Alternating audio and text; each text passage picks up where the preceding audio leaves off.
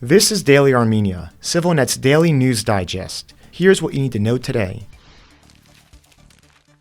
The status of the November 9, 2020 statement, which halted the 44-day war, has been watered down by the events which have followed it, said Prime Minister Nikol Pashinyan in an interview with Armenian public TV. This is in opposition to Russia's claim that the agreement is still viable. In particular, Russia insists that Armenia enact the ninth point of the document, which foresees the opening of regional transport links, including one across Armenia between Nakhichevan and Azerbaijan proper, that would be overseen by Russian forces. Azerbaijan has used this point to claim the right to a corridor across Armenia's Sunnik region, which Armenia sees as a threat to its sovereignty. Pashinyan implied the agreement has little relevance anymore, as the facts on the ground in Nagorno-Karabakh have completely changed due to Azerbaijan's invasion and ethnic cleansing of the population. Other points the agreement had stipulated for were the continued operation of the Lachin corridor, the freeing of prisoners, and the protection of the Armenian population in Nagorno-Karabakh, none of which are enforced today. Pashinyan also refuted the recent accusation from Russian President Vladimir Putin that he had given up Nagorno-Karabakh, instead pointing to the Russian peacekeepers' failure or refusal to protect the population from Azerbaijan's attack.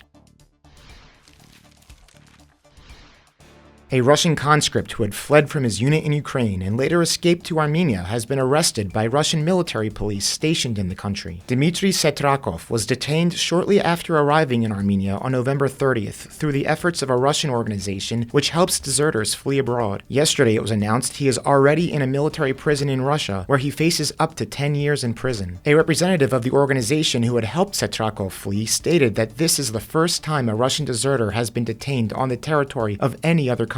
According to Armenia's General Prosecutor's Office, it received no petition requesting the arrest of Setrakov. This leaves speculations that Russia acted unilaterally on Armenian soil without coordinating with the Armenian authorities. These events set a worrying precedent for those Russians who have moved to Armenia seeking asylum or to avoid service in the war. They come at a time of already strained relations between Russia and Armenia.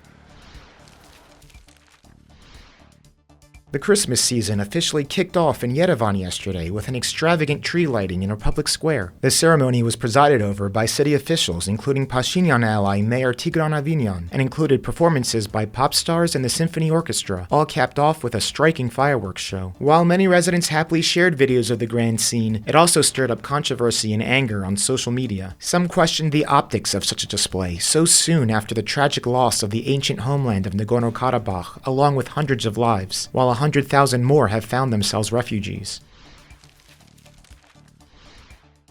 Check out CivilNet's interview with recently appointed Canadian Ambassador to Armenia, Andrew Turner. He is the first Canadian resident ambassador since diplomatic relations were established in 1992. The talk offers insight into Canada's priorities and partnership with Armenia, as well as its vision for the region. You can find a link to the video in the description and on our website. And finally, the CivilNet number of the day is 3,799. That's the size in square kilometers of Armenia's northern Lorimars, roughly 13% of the republic's territory. The region has a population of 212,000, or 7.1% of Armenia's overall population as of the 2022 census. Its capital is Vanadzor, Armenia's third largest city with a population of 76,000. And as always, please follow CivilNet for the latest news and independent reporting from our contributors on the ground here in Armenia.